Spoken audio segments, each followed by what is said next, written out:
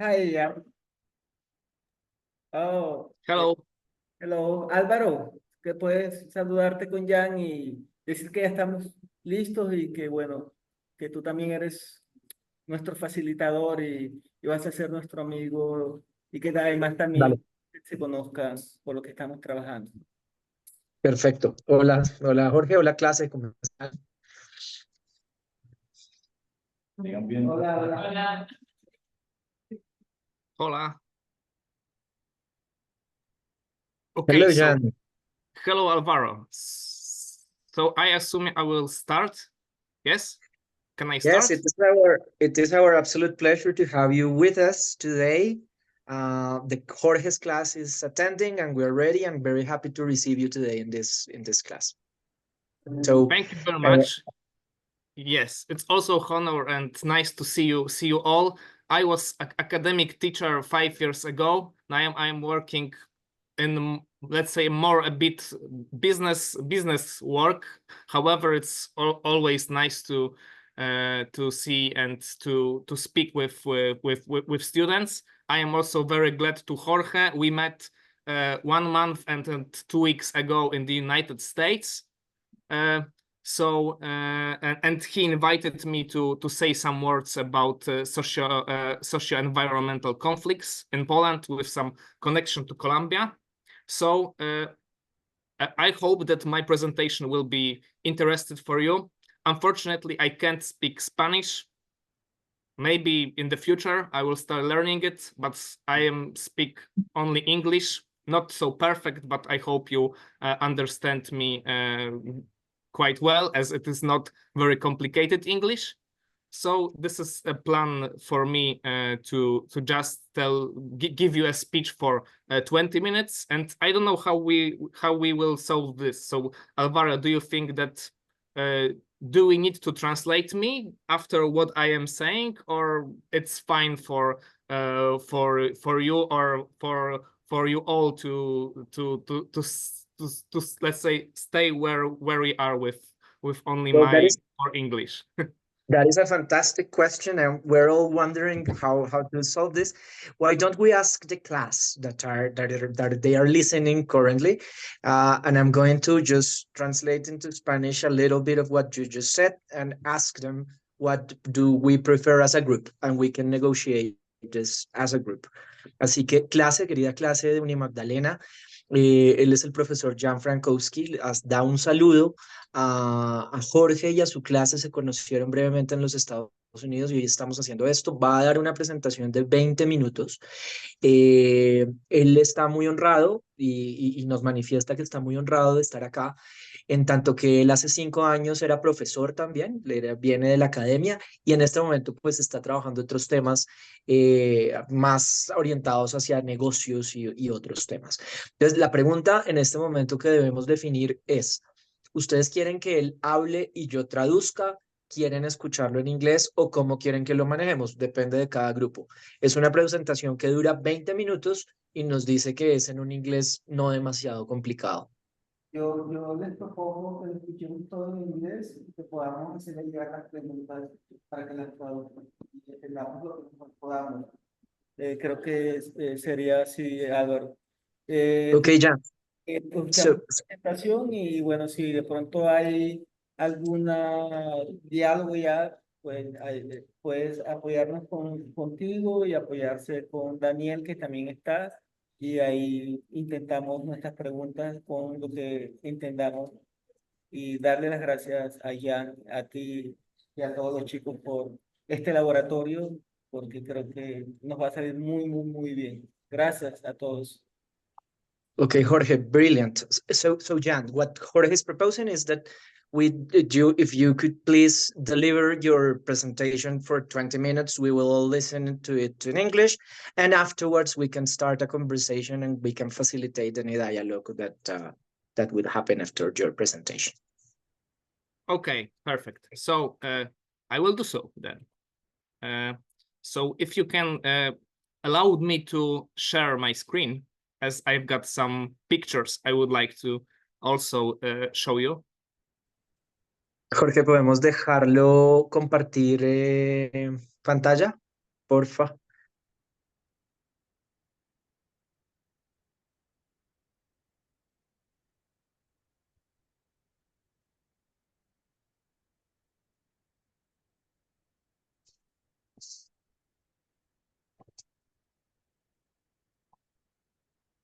que él tiene que compartir primero, compartir la pantalla, yo le doy la autorización acá. Can you share? You have to share first, and then he gives you the approval, I think. I am trying to, but I Está can't. tratando, pero no puede. Es que creo que tienes que volverlo anfitrión de la conferencia para que pueda compartir. En Zoom funciona así. Tienes que volverlo anfitrión de la conferencia.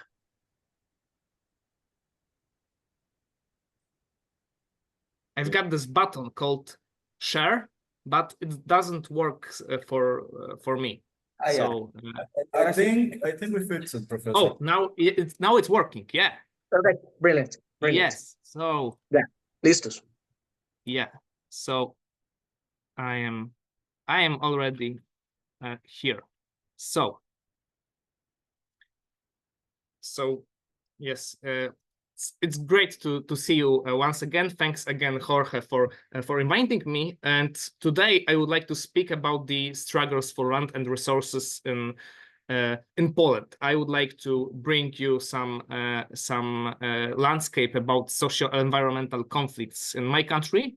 I hope this will be interesting for you.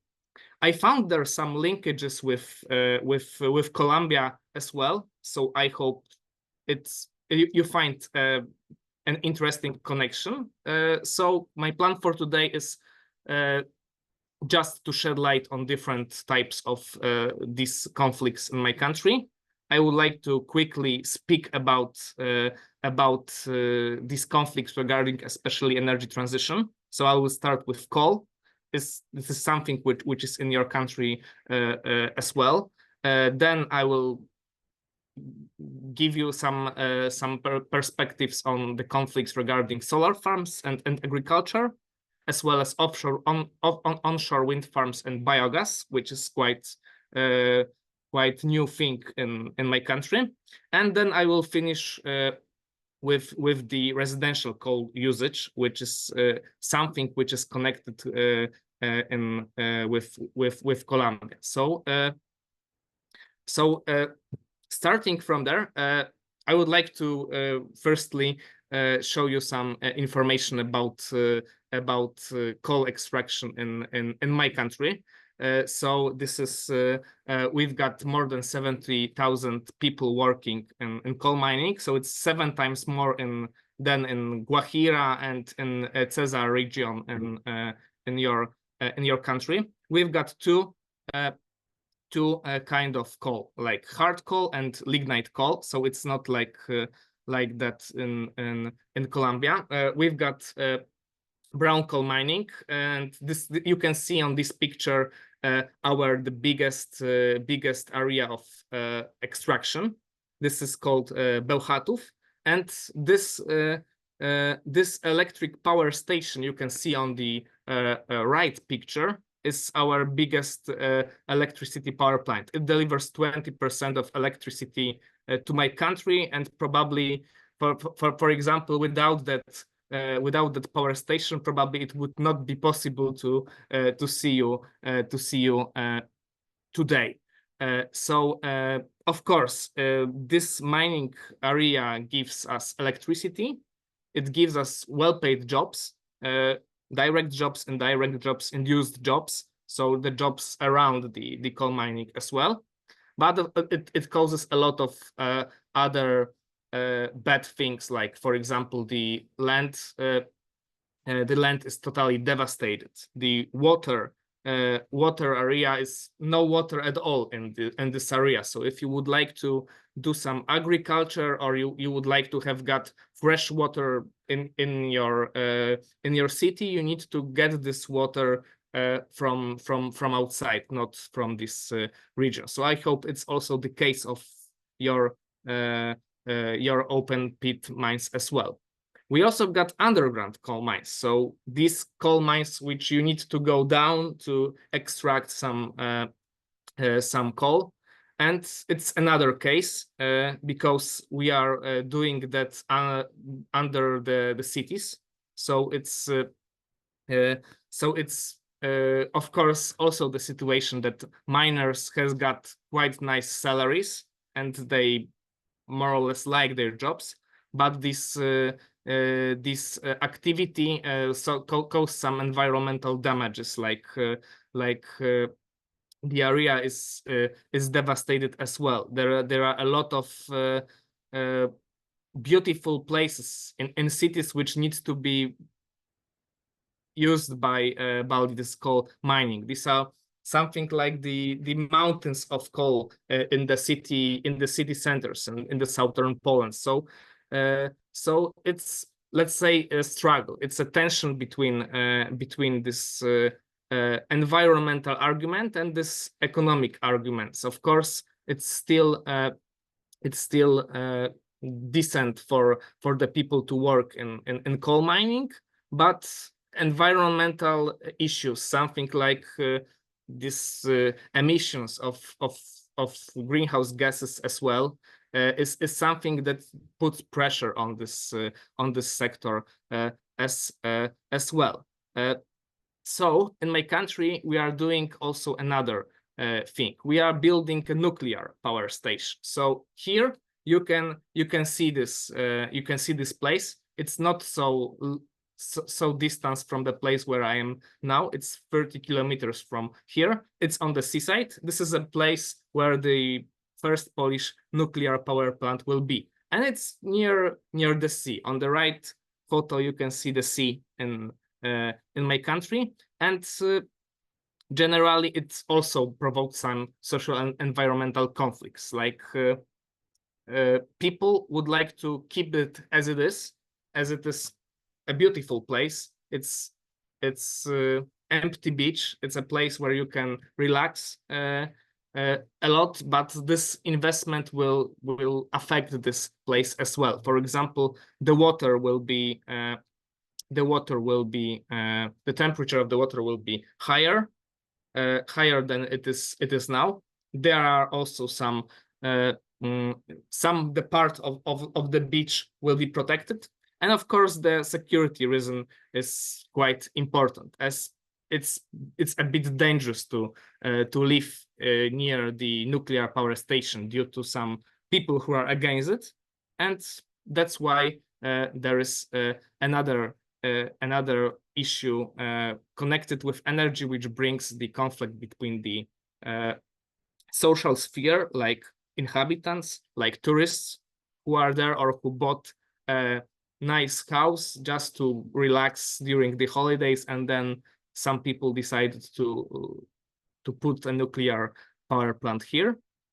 So it's a struggle also on that.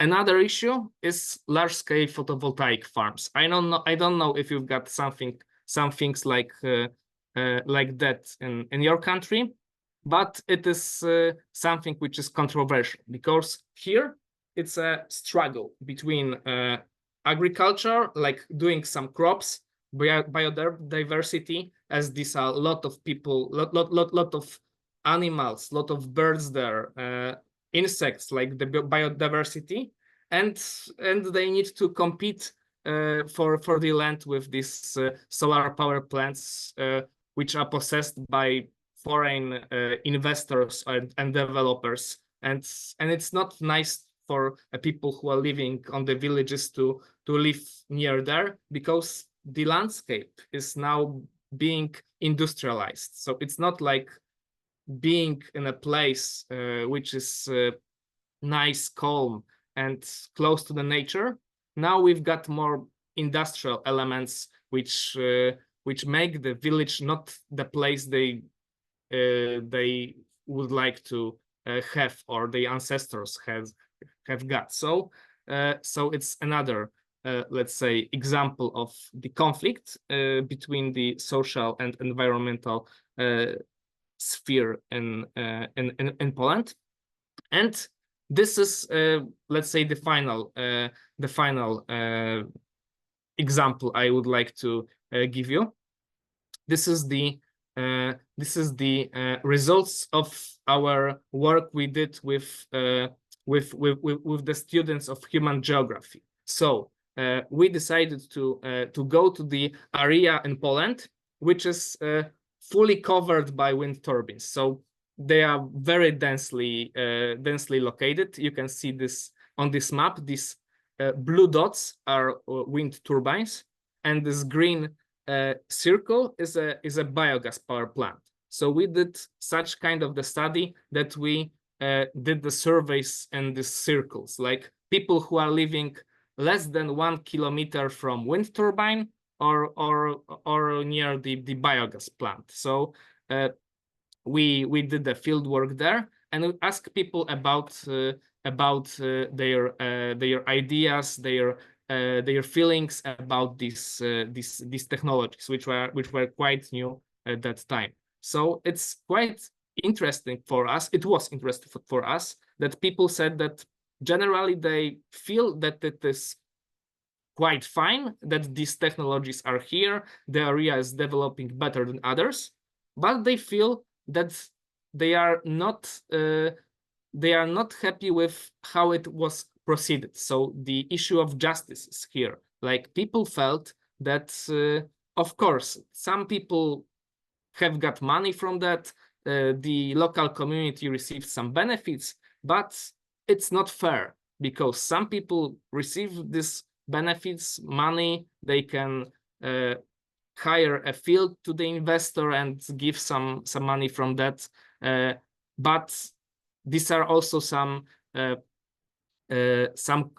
let's say not non-material costs, because the landscape is other. Sometimes it smells bad from this biogas power plant, so they are not happy with that. So what I would like to emphasize, what I think is interesting, is the issue of justice. I think that this concept is quite nice if you would like to study all the social environmental conflict. The environmental justice approach is something which is, I think, a universal framework that can help to analyze various conflicts, struggles regarding this social and environmental sphere. So we've got three dimensions of justice according to this very classical divide, like the distribution, so how the benefits and costs are distributed among the society; recognition, so it concerns that who will benefit from that kind of investments, and who is ignored during this process, and who is respected or not non-respected. So it's let's say more cultural dimension of that term. And the third dimension is participation. So how we mobilize local knowledge to decide on the investments, how we inform about these investments, how we communicate with the local community, and finally who we will invite to the table, to the discussion about that. So if you for example, some of you probably have got during the master thesis you are also preparing your master thesis. You can think about using this framework to analyze your conflicts as well. I think it's quite universal. I would like to show you now how to use this to the case of my country. So. Generally, this is this is a bit of a summary what I already said, that we've got some technologies regarding the energy transition, about the environmental issues, and we've got some environmental point of contention, like this point of struggle, like this landscape protection, land grabbing in terms of this solar farms, the issue of safety in terms of nuclear power plant, as for example air quality. And of course these are some movements, some people who are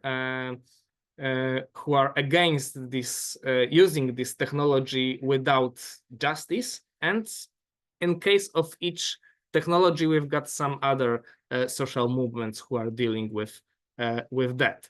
So this is a table I prepared for you. So you can see that that in some cases, like in the case of this onshore winds, for example, we've got more issues regarding this distributional of costs and benefits, who will receive some benefits from that and who will not, and some issues with procedures, like how this investor came into the local community, who spoke with him, some issues like that.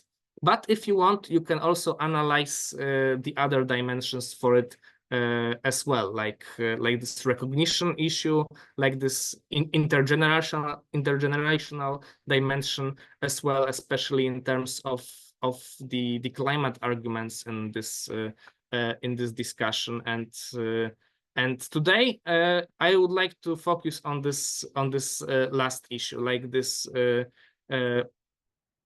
issue with the coal and the air quality, because it's also a kind of socio-environmental conflict. Like, we use coal for heating.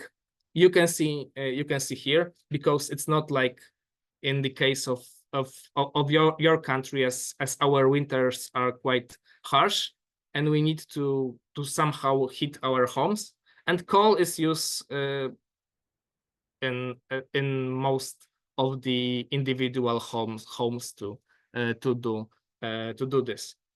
So so as you can see, our country is probably one of the most countries where the coal is still used for doing this, and it's also the fuel which especially less affluent people are using. So in this chart, you can see income deciles. So under 1, these are the most poor people, and under 10, these are the most wealthy people in Poland. And you can see that most poor people use coal, use wood to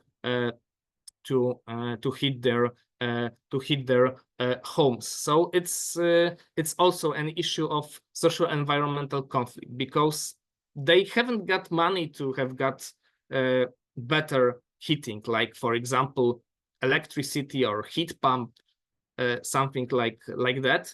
They are enforced to use this most cheapest fuel, but from the other hand, they pollute the local area, because the smoke is sometimes everywhere. It's sometimes quite harsh to breathe during the winter, especially when there is -10, because a lot of people are doing that for just to have got their home warm, and it causes this air pollution. You can see these red dots. It is in my country. You can see probably the most of these red dots. On this map, there is a contribution of residential sector, so this individual homes, to this local air pollution. So in our country, it's the big issue. So generally, the government would like to quit this coal in the residential sector, but it's not easy. You can see here how this coal heating looks like in my country, and you can see these are sometimes some furnace in the kitchen or in the basement, and these are also some places where you can cook a meal, also using coal for not only for heat your home, but also to cook. I think this is something which can be quite interesting to Jorge, as it's also a kind of heating and cooking which is very traditional, and I think this is on the right. It is something which would be quite interesting. It in my wife's father's home. So these are not only pictures from fieldwork, but also from my own experience. And people who use this coal for heating, they generally fear a lot of changing this kind of heating, because they will be dependent on the grid, because if you got some installations like here, you can manually control your heating, your temperature at home. If you will be connected to the gas grid or to the electric, you are, let's say, more dependent, and people, especially elder ones, are afraid of that. Also, heating through coal is something immaterial, let's say it, because it gives a sense of familiarity. It's different kind of heat. I don't know if you can experience something like that, but this is not like stable heating. It's like peaks and valleys. If you put more stuff into that, it's of course hotter, but this kind of heat is something which is not so it's something special. It feels like you are at home. It's like something like that, and people generally are sometimes, yes, happy with that and don't want to change it. But what comes? The war comes. As you probably know, that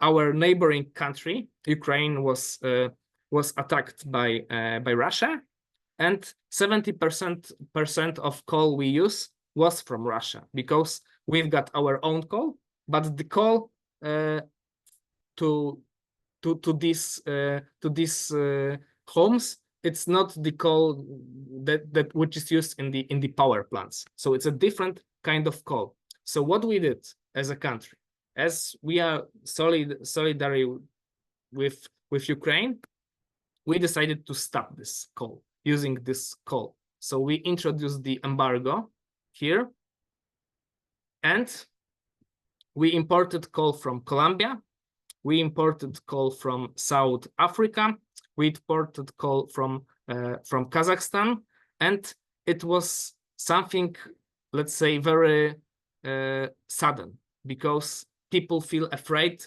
because suddenly there is, after that embargo, there was no coal at all to put this stuff and to secure this coal before the winter. So we decided to put this, to export this, and it affected your country as well, as probably if the demand for coal in our country was higher, then the more coal was needed, and probably that's why some companies in Guajira and Cesar decided to just to extract more coal for these households. But it's not only the case. You can see here that we not only imported this coal, but also we use the coal, the bad coal from our mines. They are mostly for power plants, but some people said, don't care, we will take this, and you can see the a key near the our household, near our mine. It's a key. People who are staying for in this key for taking the coal from the mine. Some people stay there like 4 days to secure this coal, because there is no coal at all. And some people even take some days off from work to secure this. So it was really uncommon situation, and we were waiting for these ships from Colombia and from Indonesia to get this coal as well. So yes, it's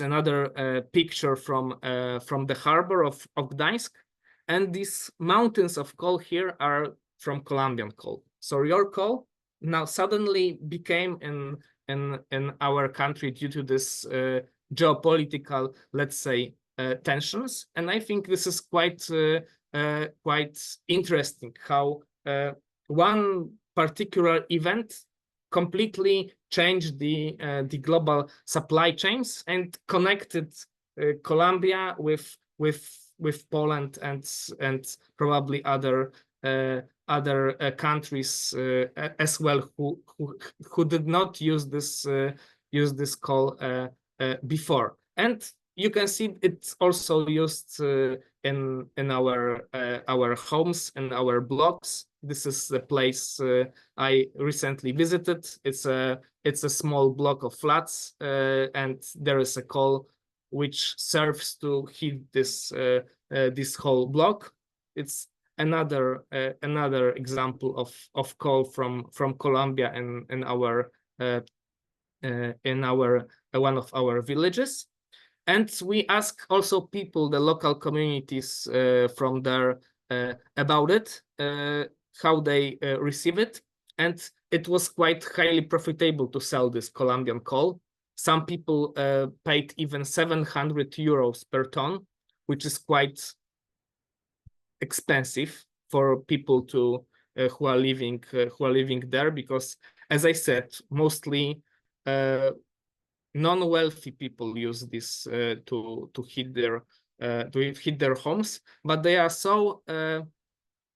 so connected with this coal, and they did not want to change it, that they decided even to pay this higher price to get this and secure this coal for the winter. This is also a part of the study we have just started, where we compared the strategies of these local communities about this call. And in some interviews, there are also people who mentioned this call as well. So we've got some kind of proof that the people locally recognize that they will change it, and they generally appreciate it, because this Colombian call from this housing cooperatives rescued them from the frosts in this harsh Polish winter. So now I am going to the finish of my presentation. So my summary and takeaway message here is that generally the energy transition is not something technological and economical. This is something what I would like to give you as a final thought. So it's also something which is geographically, culturally, and politically, as this case proved, embedded process. So when we are doing this transition from, let's say, this more dirty fossil fuels to this clean, cheap energy, we also need to take account these cultural norms regarding heating or cooling, something like this personal attachment to this coal. It's not good to ignore this, because this is also connected with people's emotions, habits, practice, and this, I think, needs to be recognized, especially in the case of renewable energy, because I think that to some extent, in the case of coal, we are doing this job quite well. In terms of renewable energy, I think the discussion is very, very strong about this technological optimism about it, but not about this human dimension of these technologies. And this is something I think also anthropologists can study and also yes, can make people make this issue more common. So what I also wanted to tell you is that this especially less affluent individuals and local communities are very prone to geopolitical tensions. So if we haven't got this opportunity to buy this coal from Colombia, they, for example, can make some how to say it, strikes or political tensions in Poland. And for example, I think that the president of Russia will be quite happy about it. So it's so this also can be a weapon, this call, and I think this is something which also needs to be taken into account, even that we did this embargo, not him. So what else? I think that that during this wartime, as our neighbor has a war in the area, this air quality and environmental issues are less important. So now the focus is on securing supplies and this economical dimensions. Also in my country, which is not affected by the war directly, but indirectly it is, as these are a lot of people from Ukraine who came here due to the war. And the coal export also brought the extractivist argument to Poland. So our mining trade unions use this argument that we need to stay with our Polish coal as the working conditions in your country are bad, and your and the foreign companies in Guajira and in Cesar use that, and they did not offer such kind of decent jobs like in Poland. So from their point of view, this Polish mining trade unions, it would be better to keep Polish mining, opening new mining pits than importing this coal from Colombia. So it's also, I think, quite interesting tension, because this let's say extractivist is something which is totally unknown in my country. This is something what I mentioned here, that if you are thinking about studying social and environmental conflicts, I think it would be good to take this justice framework into account and to study this renewable technologies, because I think this is something which needs to be study more in depth and discuss more in depth about people's thinking about that. Because maybe it is also another form of extractivism of the land. So I think this is something what is felt by a lot of people on the rural areas in Poland as well, as these are also foreign, like German or Spanish companies who locate these wind turbines or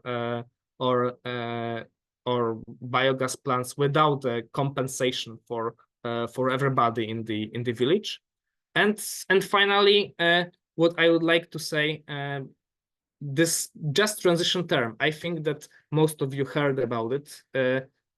We just need to think about it more broader. So not only think about costs and benefits, but also about these recognitional aspects, also about these procedural aspects as well, taking into account these various narratives, this local knowledge each people who are living in the area of investment have, and also these global effects. As I hope to prove, these are some connections between Poland and Colombia, unexpected one, and they also need to be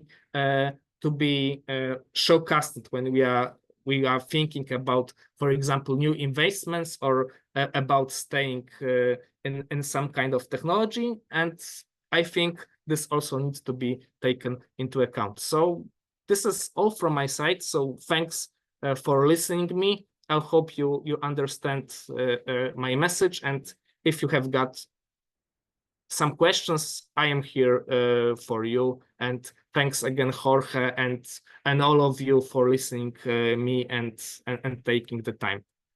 So yes, so I am stopping here. Well, Jan, thank you very much. That's a brilliant presentation. Thank you very much indeed for introducing us to the problems of coal and coal replacement in your country, and all the geopolitical issues that affect communities and coal distribution worldwide. I would love to go to the student in order to start making some questions about the presentation you just delivered. Thank you very much. Bueno, clase desde Magdalena, ¿qué preguntas tenemos para el profesor Jan? Si quieren me las pueden decir y yo se las doy a él.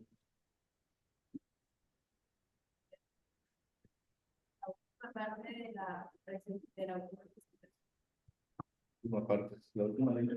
Sí, que era justicia transicional. para que vaya mucho más allá del asunto de la distribución. Okay.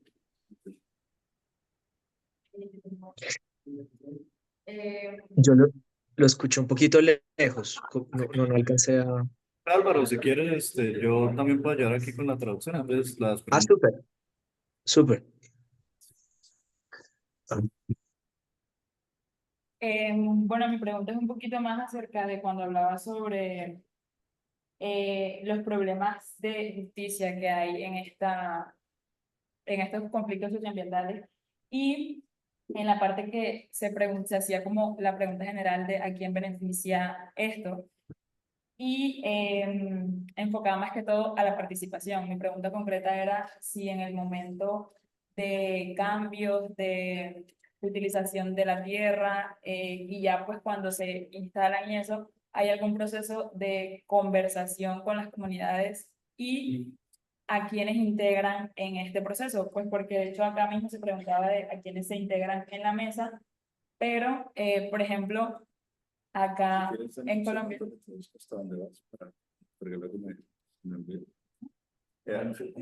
Hi, Professor. Hello. So my classmate Sharik has a question about the justice dimension in the transition to renewable energies, in the land usage, in the dimension of land usage. So she wants to know that during this process of transition, say to, well, right now to like photovoltaic energy, or in the future, the nuclear and the wind turbines, what level of involvement is there from the communities, from the local communities? And just give me a minute because she has another part of the question. Okay.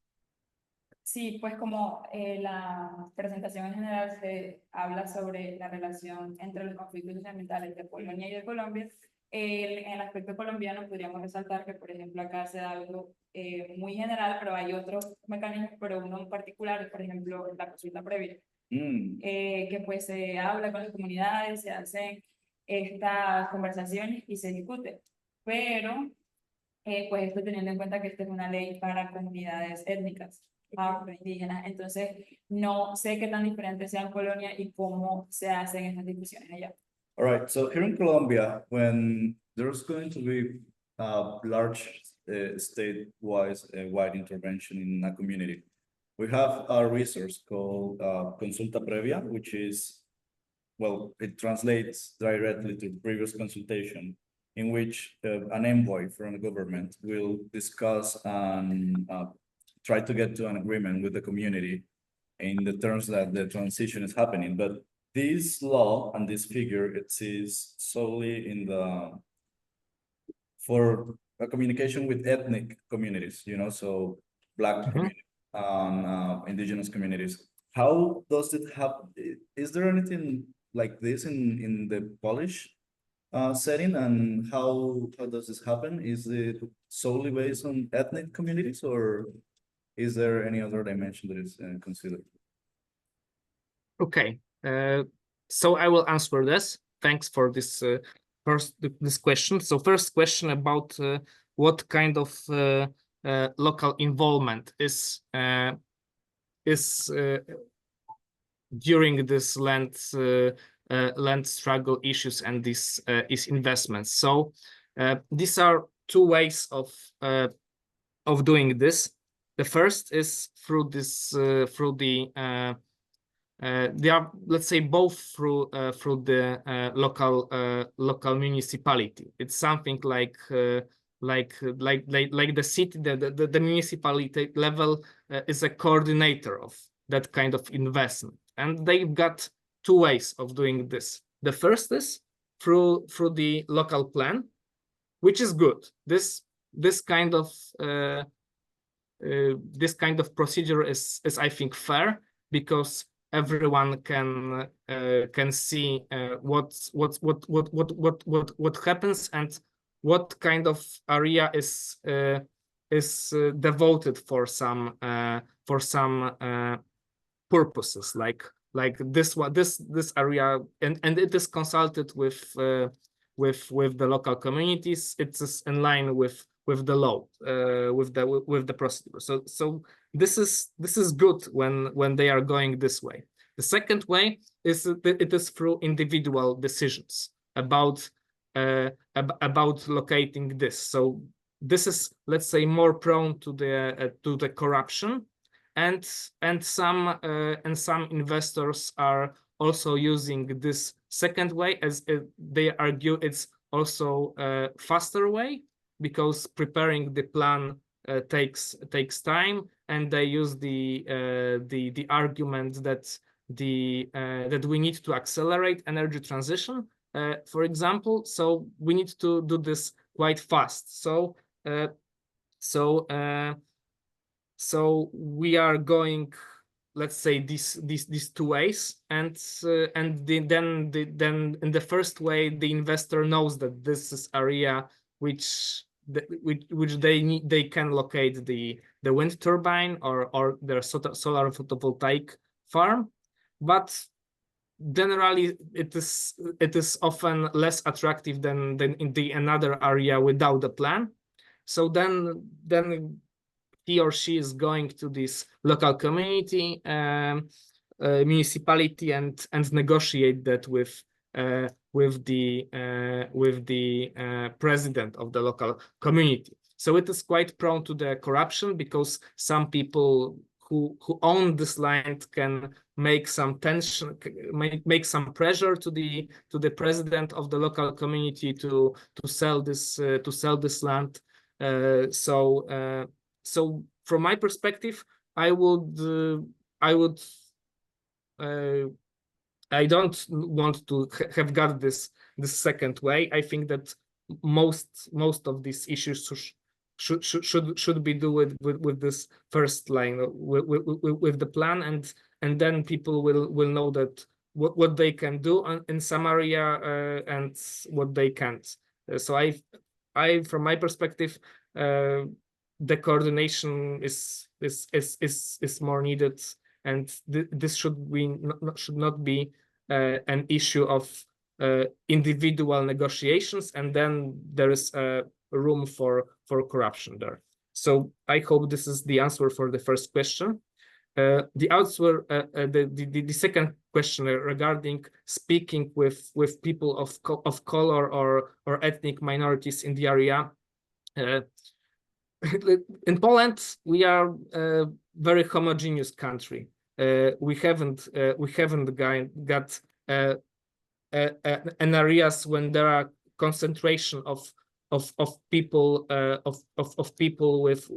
with from the another ethnic minority, and so it's not. So I think it's not the case. We've got a lot of people who are migrants, but they are living mostly in the city areas. So there is no pressure there for wind turbines or solar photovoltaic areas.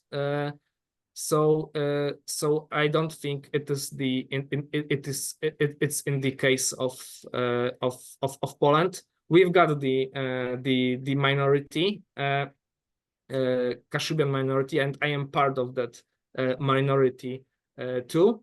But in fact, we've got another language and not so much other issues connected with, for example, land grabbing. It's not like that in the past some people took our land and decided to put something there which we are not happy, or they do not respect our right to have the area how we would like to have got this area.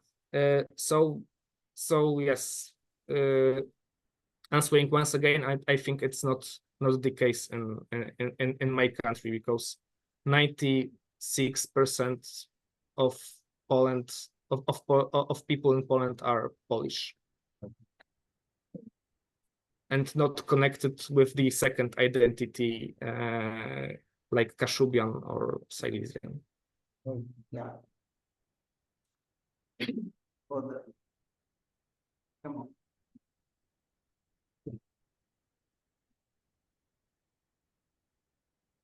Hi, Álvaro. Álvaro, ahí Okay. está.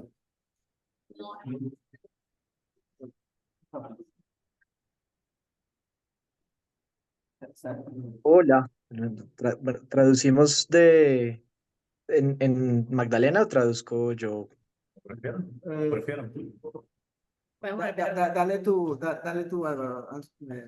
No problem. Ok, vale. Sí, voy a hacer un resumen, fue una respuesta larga. La segunda pregunta, pues no está muy familiarizado, por supuesto. Yo creo que él no puede ampliar mucho sobre la segunda pregunta. Sobre la primera, sí puede decir que hay un acercamiento real a comunidades en el territorio. Eh, pero ese sería como para resumirlo en términos generales. Son dos preguntas. La segunda definitivamente no hay pues un acercamiento que él te pueda dar porque no lo conoce directamente. En la primera sí dice que hay mecanismos desde Polonia para referirse a lo que estabas preguntando. Si bien él habla sobre, por ejemplo, que una de las diferencias entre La Guajira y Polonia es que no hay minorías, entendiéndolas como, por ejemplo, comunidades indígenas o comunidades afro. Uno de los componentes que, por ejemplo, se encuentra en Colombia es tomar en cuenta el desplazamiento de campesinado. Y agricultura es uno de los temas que él tocó, que también hay una tensión ahí, por ejemplo, con todo lo que tiene que ver con el uso de la tierra o el territorio. Entonces, si bien no se encuentran estas minorías indígenas o afro, ¿qué sucede con el derecho de campesinado? Entendiendo el campesinado como locales, exacto, como locales que tienen pasan por esta transición que básicamente la política de Polonia les vende como necesaria, pero que no están dentro de este sistema, por ejemplo, de macroagricultura. Entendiendo que no hay una necesidad de los campesinos pequeños en hacer parte de estas macroindustrias. ¿Cómo es la relación o la transición o cuáles son, por ejemplo, las normas o las leyes que protegen a este campesinado pequeño o que conversan con este campesino pequeño para hacer esta transición de todo lo que tiene que ver con las minas? Sí, para hacer la transición de básicamente usar sus tierras. Pregunta por acá. Álvaro. Profe Álvaro, si quiere, traduzca usted la pregunta. La traduzco yo. Sí, señor. Okay, so, y la voy a hacer resumida. So, Jan, taking into account that there are no ethnic communities or a wide diversity of ethnic communities as we have in Colombia, the indigenous communities, las Guajiras, Cesar, or Black communities that are actually organized as Black communities or indigenous communities. What would you say are the regulations and mechanisms that peasants or people cultivating the lands that farmers have in order to agents their problematics with energy? But I don't know if that makes sense, but especially what are exactly the regulations and policies and mechanisms that these communities that of course are related in Poland, not ethnically, but making a use of the land, have to make an agency of their issues and troubles with energy. They can put their opinions on, for example, spatial management plan. This is something what I mentioned, that this is this first way of locating this kind of investments. So they can actively participate in preparing this. They can make some opinions on that, and the local municipality must respond on that. So if they are, for example, against some kind of marking the land for for particular purposes, it is possible to changes, unless it is a very hard, not in my backyard example. Like in case of very strategical decisions, they are not able to do so, like in the case of nuclear energy. But in the case of wind turbines or smaller solar panels, I think it's possible to react on the public through the public participation. In the case of the second way, which are individual negotiations between investor and municipality, I think that one of the solutions or procedures for that is striking, is doing some strikes and protesting and calling for media. So then the investor does not like it, but I think it's still something, how to say it, it's not the way we would like to do the discussion or the dialogue about this investment. So that's why I fully support this first way of doing this. Ok, volvemos al tema. Entonces, por supuesto que Polonia tiene una composición étnica completamente diferente a la colombiana. Dejamos de lado pues el tema étnico, pero sí, con relación a tu pregunta, existen comunidades campesinas o comunidades organizadas en los municipios que si en algún momento llegan a tener algún problema con temas relacionados con energía y uso de la tierra, pueden agenciar sus problemas o sus demandas ante el Consejo Municipal o ante, pues, digamos, ante la autoridad municipal que ejerce el tema. Y pues tienen toda la posibilidad de hacerlo en los consejos municipales, tienen toda la posibilidad de trabajarlo con sus consejos municipales. Sin embargo, lo que se ha notado es que no lo logran cuando hay decisiones estratégicas, ¿no? De alto nivel. Entonces, cuando el inversionista llega al municipio y ya tiene negociado con el municipio todas estas cosas y alguien le dice, oiga, pero en la parte de atrás de mi casa no lo vaya a hacer. Dice, pero pues, lo siento porque ya es una cosa estratégica de municipio, desde país, de ciudad, ¿no? Entonces ahí es donde empieza el conflicto. Y donde él dice, bueno, cuando y esto sucede, por ejemplo, con energía nuclear, es mucho más difícil, digamos que oponerse a estos tipos de decisiones estratégicas cuando es este tipo de energías. Entonces ahí lo que él dice es, bueno, cuando surgen este tipo de conflictos, ¿qué posibilidades tenemos? Por supuesto que usted puede hacer una protesta, usted puede salir a las calles con pancartas a decir, oiga, no queremos esto o queremos lo otro, queremos esto de esta manera. Esa es una posibilidad. La otra, pues, es llamar a los medios y decirles, oiga, está pasando esto, yo no quiero que este inversionista haga estas inversiones en mi municipio. Es otra posibilidad que existe, pero pues realmente no es la forma más expedita o adecuada de hacerlo.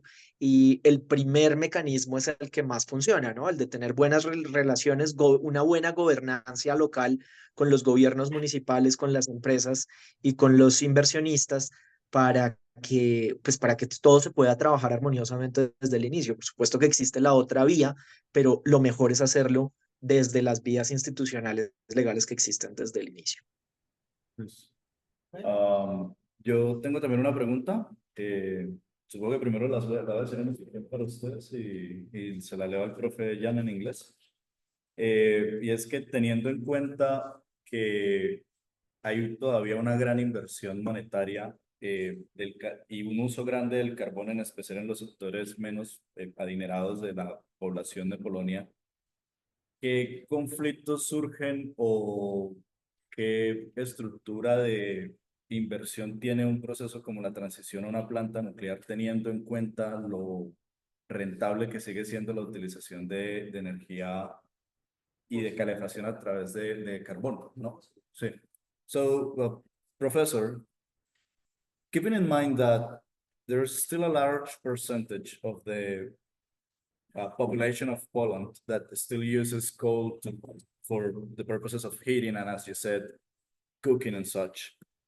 What what investment structure is for the transition to a nuclear plant, and what kind of conflict has arisen from, well, basically creating a nuclear plant to replace, I suppose is the idea with such a construction, the usage of coal. And am I wrong in thinking that it's possibly the same investment structure between coal and nuclear energy? To some extent, I think you are right in terms that this is very centralized kind of investment. So it's not like that. It's make you more resilient locally, because you've got big investments, like in the case of the coal power plant or nuclear power plant in one place, and you need to send this electricity to the another area, to the household. But what I am thinking is our government is thinking that we will change this coal heating in our country through electric heating. I think this is the plan, that we will change this old coal furnace for the heat pumps.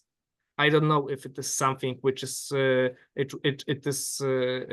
common or popular in Colombia. It's the energy from the ground, but it needs a lot of electricity to get it. It's about the different temperatures between the layers within the ground, and taking the energy from there. But electricity is needed to do this kind of heating. So then I think that the nuclear power plant will serve as the delivery of this electric heating, and to replace the electricity we now have from coal also to generate electricity, and the coal which is used in the household. So I think this is it is a plan. To some extent, I agree with you that this is just changing one centralized source to another centralized source, and I am not sure if people will follow that transition. As I said, a lot of people don't want to be connected or fully dependent on the grid. They, to some extent, would like to manually control heating in their home. So I think this is something which needs to be solved when the big plans of our government will meet the reality. I think this is something which will not work, I think, at all.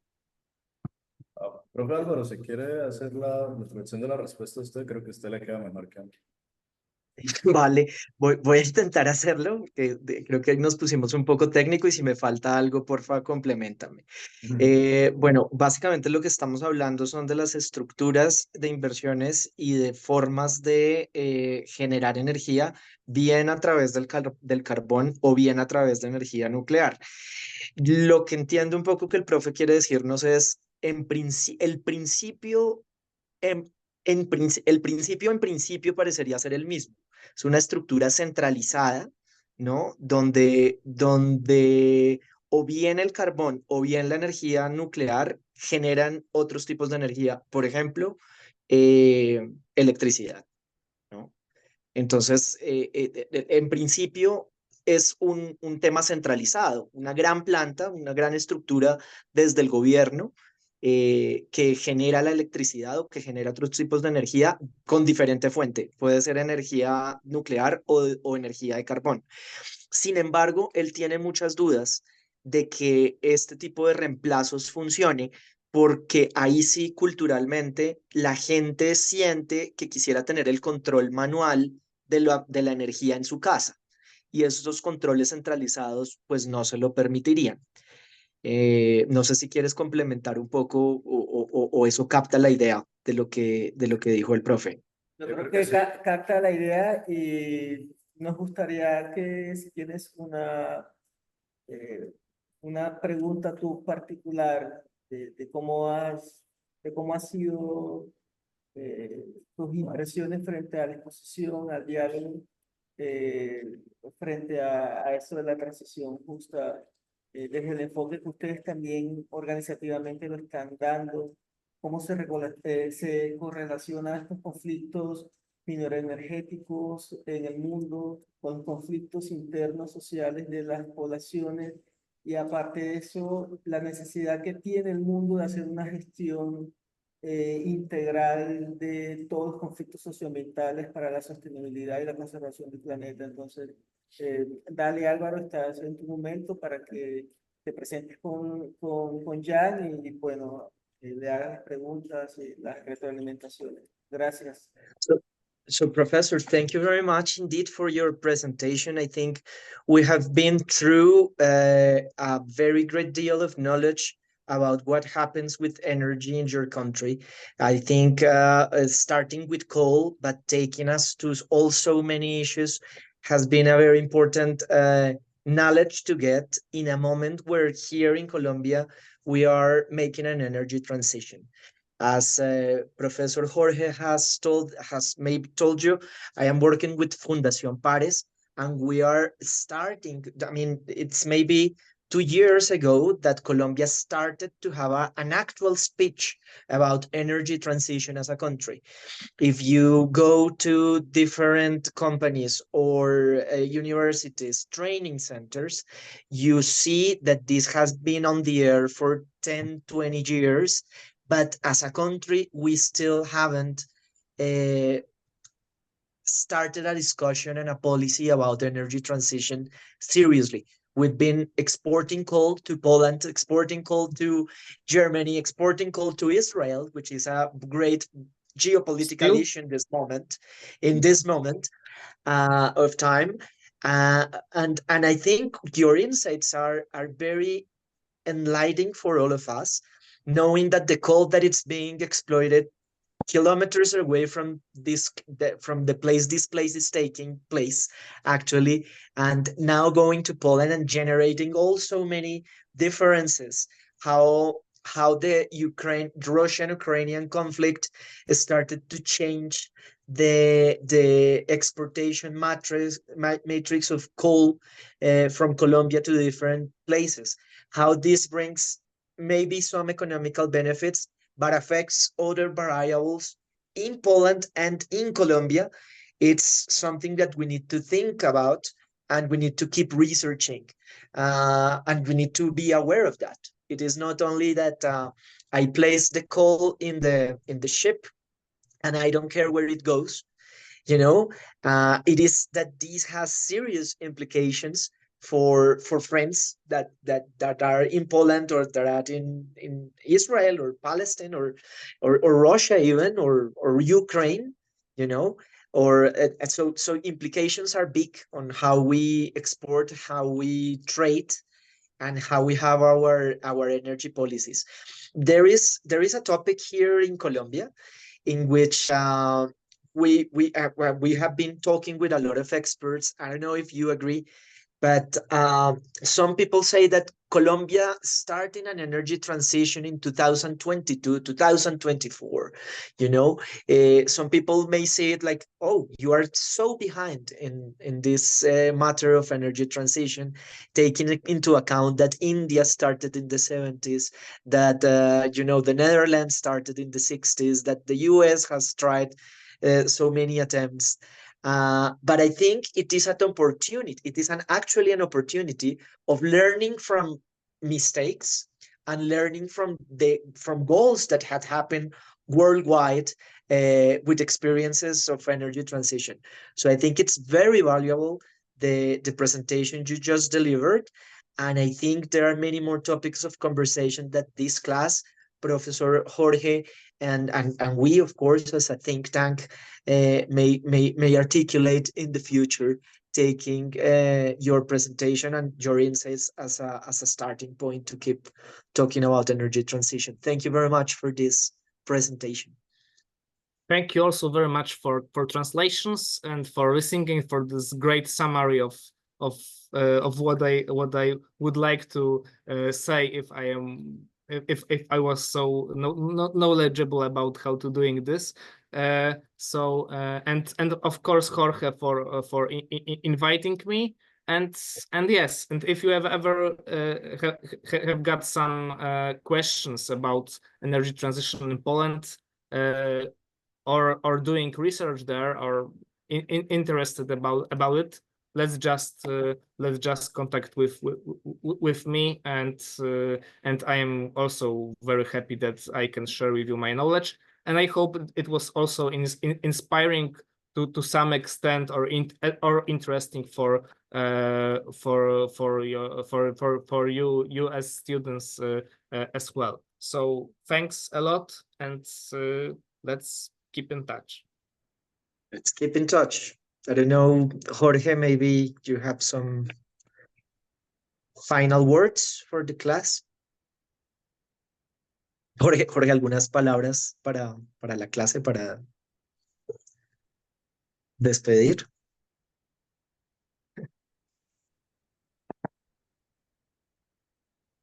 Okay. Estás muteado. I'm sorry, my friends. Muchas gracias, Jan, y muchas gracias, Álvaro. Y bueno, creo que para nosotros esto un acontecimiento. Esta es una clase exploratoria en otras posibilidades.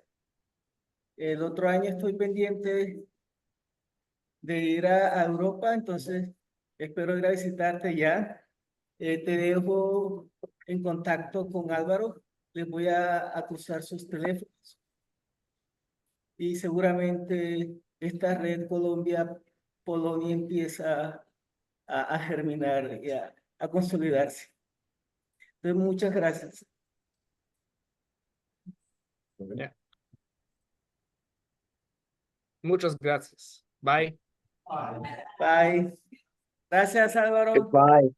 Gracias a ustedes. Un Gracias. saludo especial. Vale.